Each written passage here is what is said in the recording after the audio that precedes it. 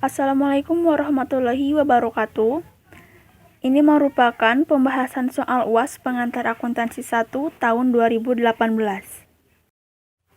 Sesuai instruksi, kita memakai metode perpetual dan disajikan dalam bahasa Inggris. Yang pertama yaitu penjurnalan. Pada tanggal 1, dibayar sewa kantor 3 juta untuk 1 tahun. Maka untuk posisi debit yaitu sewa dibayar di muka atau dalam bahasa asingnya adalah prepaid rent. Kemudian untuk kreditnya cash karena dibayar tunai. Pada 2 November dibayar gaji bulan Oktober atau bulan lalu yang menimbulkan utang gaji pada bulan ini sehingga saat pembayaran utang gaji atau salary payable di debit yang akan mengurangi saldo normalnya. 4 November dibeli persediaan dari PT Aksara 15 unit dengan harga 2 juta per unitnya.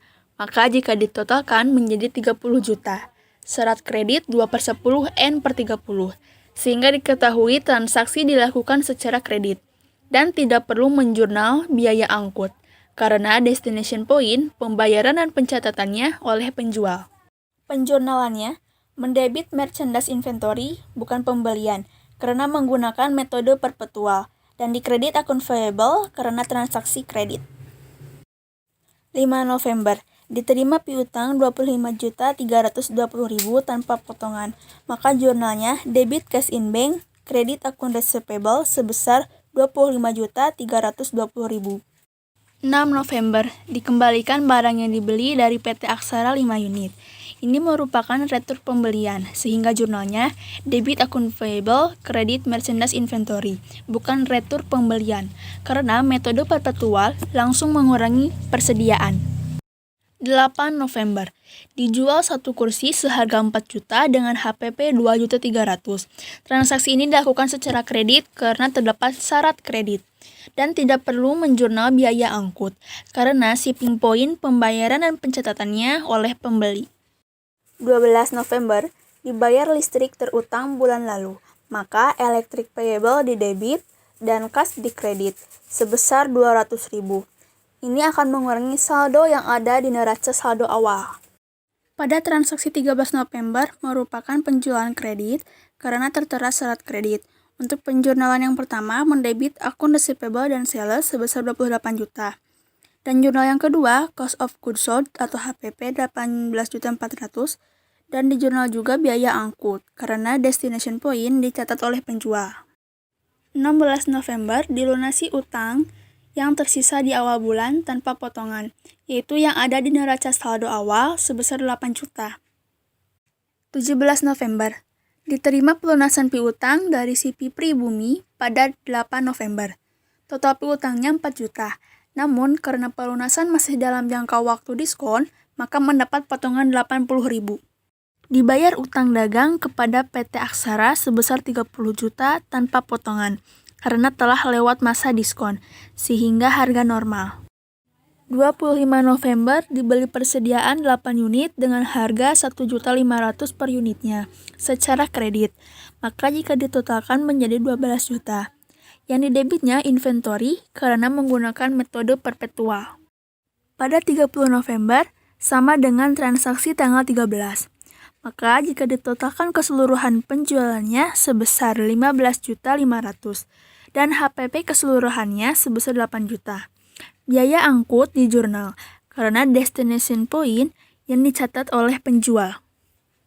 Seluruh transaksi tersebut digabungkan dalam jurnal umum utuh, kemudian dijumlahkan, dan hasilnya harus balance atau seimbang antara debit dan kreditnya. Selanjutnya, posting nominal dari neraca saldo di awal soal ke setiap akun yang ada di buku besar sebagai saldo awal. Jika sudah terisi, posting kembali setiap akun pada transaksi di jurnal umum dengan memerhatikan posisi debit dan kreditnya sehingga dapat diselisihkan menjadi saldo akhir. Kemudian, setelah selesai, dibuat sebuah neraca yang isinya akun-akun pada buku besar beserta saldonya dengan memerhatikan debit dan kredit. Kemudian dijumlahkan. Hasil penjumlahan tersebut harus balance antara debit dan kredit. Pada akhir periode, ada beberapa transaksi yang harus disesuaikan. maka dibuat jurnal penyesuaian. Transaksi pertama, gaji bulan November dibayar bulan depan sebesar 2 juta dan listrik sebesar 250. Pada bulan ini telah diakui sebagai beban, sehingga didebit salary expense dan electric expense. Namun karena belum dibayar serta malah menjadi utang, maka yang dikreditnya kelompok utang yaitu salary payable dan electric payable sebesar nominal yang tertera. Transaksi kedua berupa penyusutan aktiva tetap tanpa nilai sisa, yaitu peralatan selama 4 tahun. Perhitungannya 75 juta dibagi 4, sehingga menghasilkan 18.750.000 per tahun. Berhubung penyesuaian hanya untuk bulan November, maka nilai tersebut diubah per bulan menjadi Rp1.562.500. Penjurnalannya, depreciation expense debit dan accumulation depreciation equipment credit sebesar Rp1.562.500.